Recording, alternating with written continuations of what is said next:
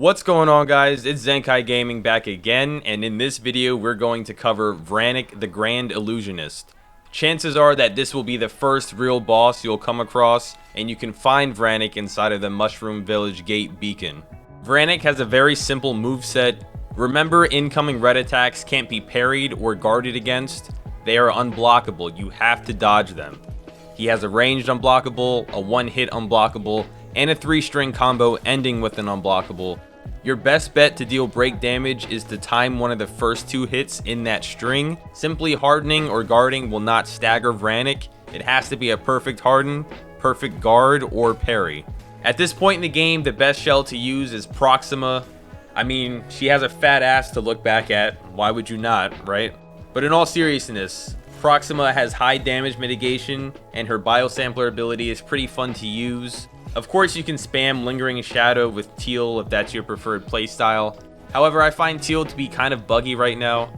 For instance, there will be times when I lock onto an enemy with Shadow Strike and simply whiff the strike, which is not supposed to happen. Let me know if you guys are experiencing the same issue with Teal.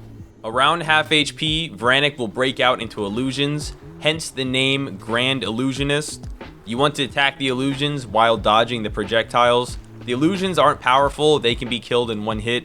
At this stage in the game, it's hard to fully stack effects such as lightning and bleed, so I recommend focusing on perforation stacks and ranged attacks with your sidearm. The maximum amount of perforation stacks is 10. Upgrades and abilities don't matter much.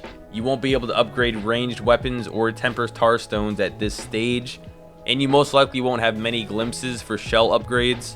If anything, upgrading your favorite weapon to about +3 or +4 will be more than enough. Right now I like the Axe and Dagger for its quick attacks. If you aren't sure where to find this weapon, you can buy the Axe and Dagger map from Merrick back at the Marrow Keep, and also watch my guide on how to get the Chapel Key and find the Axe and Dagger.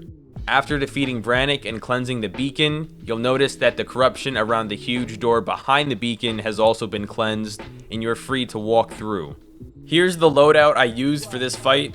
For my support tar stones, I have the Auspicious Stone, which increases melee crit chance, the Marksman Stone, which increases ranged crit chance, the Retribution Stone, which increases riposte damage.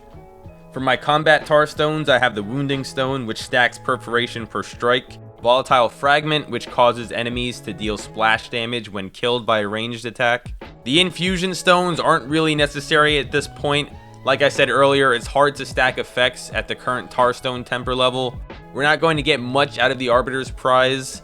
You might get a little something out of the Ember Seed Stone, but I don't think it's worth it right now. It all depends on how you want to use your Resolve. I recommend saving Resolve for Biosampler and your sidearm if you decide to go with this build. You'll notice I went with the Forgotten Crossbow as my sidearm, but Nail Shot will work as well. So hopefully you enjoyed this video. Hopefully it helped you out. Like I said, this is probably the first real boss you'll come across in this game, so having a dedicated build doesn't really exist right now. And Vrannic isn't an overly complex boss, so it's not necessary. The biggest thing is to dodge the unblockables and attack the illusions when they come out, because they can be pretty annoying if you choose to ignore them.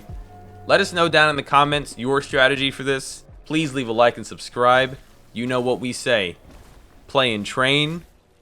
Game insane. I'm out, guys. Take care.